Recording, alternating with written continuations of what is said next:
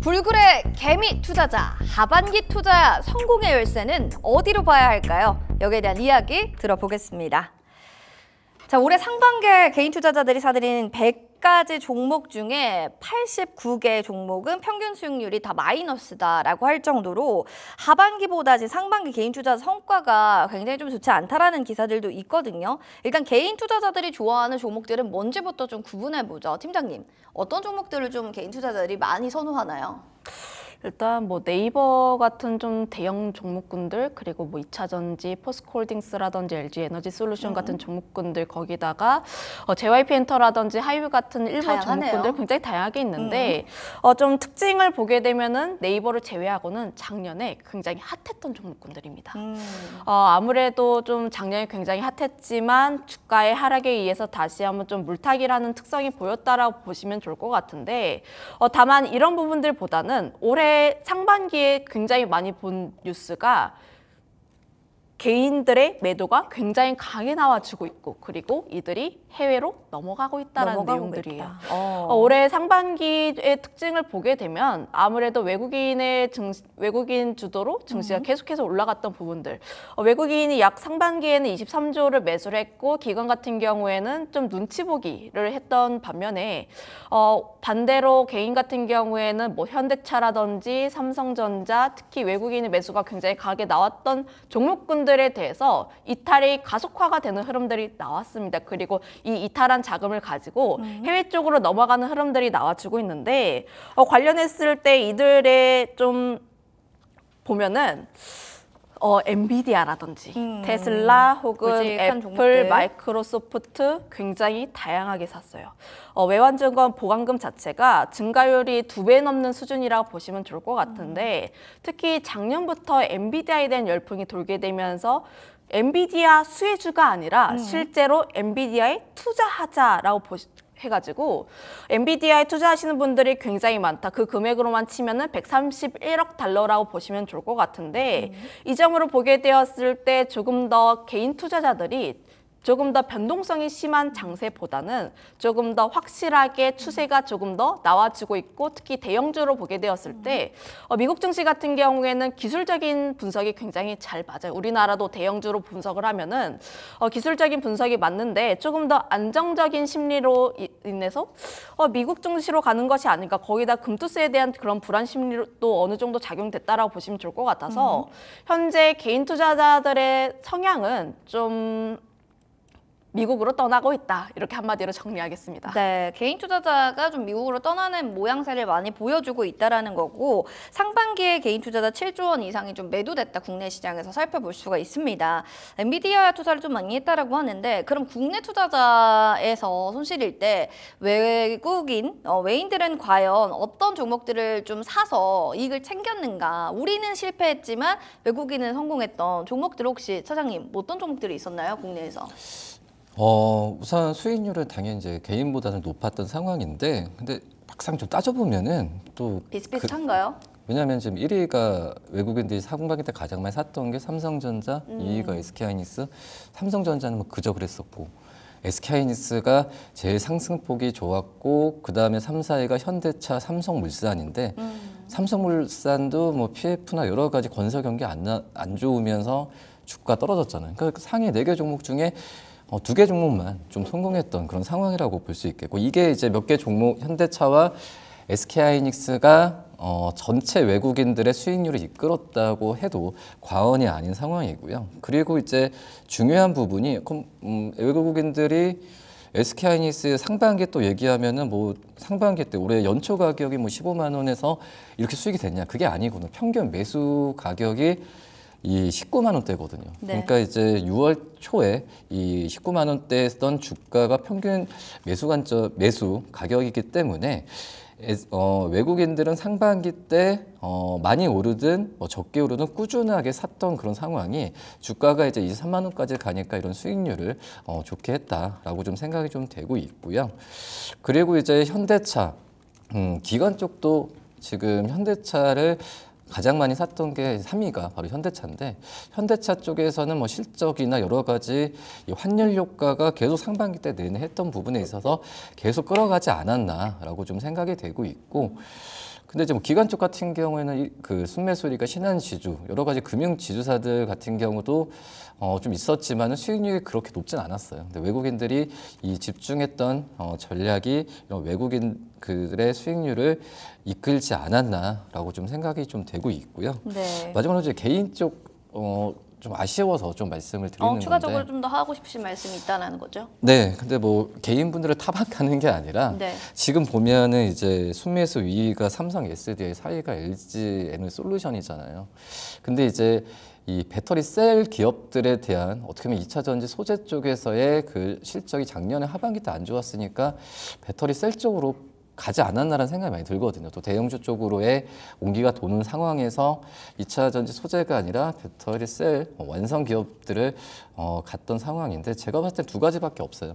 지금 현재 이런 종목들을 매도하라는 부분이 아니라 신규 적군도 언젠가는 들어갈 수 있거든요. 지금 딱 그거 뭐냐면 이 중국과의 그 배터리 셀 그런 경쟁 구도 그리고 전기차 산업에 대한 시황이 좋아져야 이 두 가지만 해소되면은 정말 지금 현재 외국인들 상반기 때 사서 수익이 났었던 SK하이닉스, 현대차보다도 수익이 더 날 가능성이 커요. 그러니까 이 두 부분만 좀 잘 챙겨보고 근데 아직까지도 또 뭐 이렇게 좀 좋아진다는 그런 느낌은 많이 안 받지만은 결국은 이런 종목들 같은 경우에도 안 좋은 이슈나 이런 부분 해결이 된다고 한다면 꼭 좋은 성과를 낼 수 있지 않을까 이렇게 판단됩니다. 알겠습니다. 외국인들도 꾸준히 샀던 게 대형주네요. 삼성전자, SK하이닉스, 현대차. 근데 일단은 상반기 때 꾸준히 매수를 했다라는 거, 꾸준한 게 정말 중요한 수익률의 관건인 것 같고 배터리셀, 전기차 이런 키워드도 좀 눈여겨보자라고 얘기해 주셨습니다. 자, 그럼 이어서 개인 투자자들 그럼 하반기 때는 좀 어떻게 해야 될까? 투자 전략 궁금하실 거예요. 상반기가 지쳤어도 하반기는 좀 잘하면 성공할 수 있지 않을까 싶은데 외국인 따라서 국내 주식 좀 우리도 사볼까? 아니면 서학개미 따라서 우리 그냥 미국 주식 할까? 이런 분들 지금 반반이거든요. 팀장님께서는 어떻게 보세요? 저는 두 가지 같이 하셔도 좋다 생각합니다. 아, 반반을 좀 섞어서 하자. 일단 뭐 미국 증시는 미국 증시 나름의 매력도 있고 국내 증시는 또 국내 증시만의 매력이 있다 매력이기 보니까 때문에. 관련했을 때 좀 성향 차이긴 하지만 그럼에도 불구하고 두 가지 좀 같이 하셨으면 좋지 않을까라는 의견 드려보도록 하겠는데 가장 먼저 좀 체크하실 부분은 현재 지금 보유하신 분들을 위한 좀 조언인데 네. 하반기에는 주도 섹터가 다시 한번 변할 가능성이 있으니까 현재 보유하고 있으신 종목군들 같은 경우에는 한 번 더 끌고 갈지 말지에 대해서 우리가 조금 더 고민해볼 시점이 아닌가라는 의견을 드려보도록 할게요. 그동안 1월부터 6월까지의 강세 종목군들을 좀 살펴보면은 반도체, 자동차, 조선, 화장품이라든지 음식료 이런 종목군들이 굉장히 다양하게 있는데 어제도 그렇고 오늘도 그렇고 그동안 강했던 섹터들이 다시 한번 쉬어가고 있습니다. 방향성 자체를 좀 잡으려고 하는 흐름들이 나와주고 있고 특히 6월 1일에 7월 1일에 6월 달에 그다음 수출입 동향이 나왔는데 네. 그때 당시에 수출 데이터 기반으로 강했던 음식료라든지 화장품이 좀 꺾이게 되면서 사실 주가의 변동성도 크게 나왔어요. 이들의 성장 스토리 굉장히 좋아요. 성장 스토리 굉장히 좋고 특히 중장기에 대한 트렌드 혹은 뭐 K-뷰티라든지 음식료에 대한 트렌드는 계속적으로 나올 것으로 보여지고 있긴 하나 우리나라 증시가 굉장히 길게 보지는 않았습니다. 길게 보는 것도 좋은데 MOM 대비 얼마나 증가했는지 혹은 감소했는지 자체가 우리 증시에는 굉장히 크게 영향을 나타나다 보니까 이런 점들을 우리가 조금 더 체크를 해볼 필요가 있다. 특히 상반기에 강했던 종목군들이 특히 실적 베이스로 강하게 올라왔던 종목군들이 그러면 하반기에도 이 실적을 계속 유지를 하는지 여부를 우리가 조금 더 따져볼 필요가 있는데 관련했을 때 상반기에 강했던 종목군들 중에서 몇 개는 좀 사라질 것으로 보고 있습니다. 그게 뭘까요? 좀 이게 지금 섣부르게 단언을 하기는 어렵지만 수출 데이터가 살짝 꺾인다든지 혹은 현재 이런 종목군들의 특징이 고점 라인대에서 살짝 변동성이 나와주고 있어요.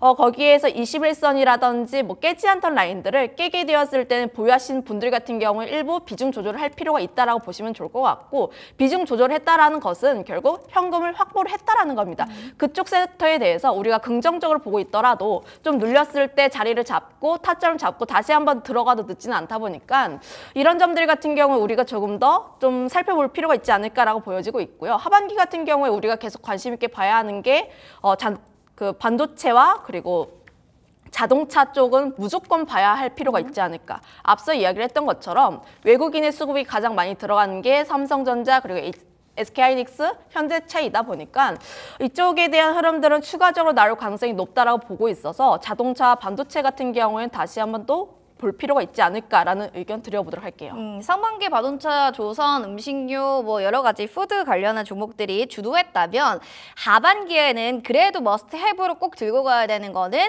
자동차 더불어서 반도체다. 무조건 이쪽을 좀 보셔야 될 것 같습니다. 그럼 이어서 우리 차장님께서 보시고 있는 탑픽주 궁금하실 것 같은데요. 화면을 통해서 어떤 종목들이 있는지 만나보겠습니다.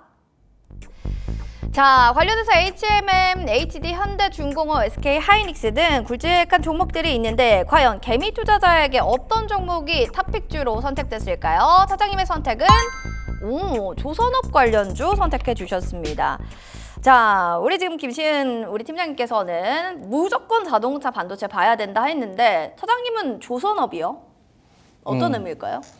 오늘 상반기 때 이익이 좋았던 종목들은 하반기까지는 갈 가능성이 커요. 근데 이제 제가 봤을 땐 증시 안에서 지금 증시가 미국 대선도 그렇고 그때까지는 약간 박스권에 형성될 가능성이 있는데, 그렇기 때문에 순환매 장세가 또 올 부분이 굉장히 크지만 결국 순환매도 반도체, 자동차, 또 조선, 또 K뷰티 뭐 이런 쪽으로 계속 옮길 가능성이 크거든요. 뭐 그런 점에서 봤을 땐 조선주가 저는 좀 환율 효과도 그렇고 저는 굉장히 좋지 않을까라고 좀 생각이 됩니다. 조금 더 뭔가 환율 효과에 대한 조선업이라면 원픽 종목은 또 있을까요? 세진중공업 말씀을 좀 드리도록 하겠는데, 실적적인 측면인가요? 차트적인 측면인가요? 우선 조선주 안에서 봤을 때 세진중공업이 이 데카하우스 선실을 만드는 기업인데 완성 조선 기업은 아니거든요. 근데 이제 이 조선 기업들이 일반적으로 좀 친환경성과 또 이제 고부가가치 선으로 지금 수주에 대한 종류가 굉장히 좀 다양해지고 있거든요. 뭐 그렇기 때문에 전방 조선 기업들 같은 경우도 주종에 따라서 수주나 실적이 좀 틀린데 결국 그 부분을 전부 다 흡수할 수 있는 게 바로 이제 세진중공업의 이 데카하우스 또 탱크라고 생각이 되고 있거든요. 뭐 그런 점에서 봤을 때는 이 세진중공업을 좀 중소형 대형사는 아니지만 조선 기자재 업체에서는 전 우리나라에서 최고라고 좀 판단이 되고 있어서 말씀드립니다. 알겠습니다. 조선업에서는 세진중공업 탑픽주로 얘기해 주셨는데 여러 가지 측면에서 하반기에 조선, 자동차, 반도체 세 종목, 세 업종 모두 다 확인해 보시기 바랍니다. 자, 오늘도 두 분과 이야기 나눠봤는데요. 다음 이 시간에도 또 알찬 정보로 함께해 주시기 바랍니다. 두 분 고맙습니다.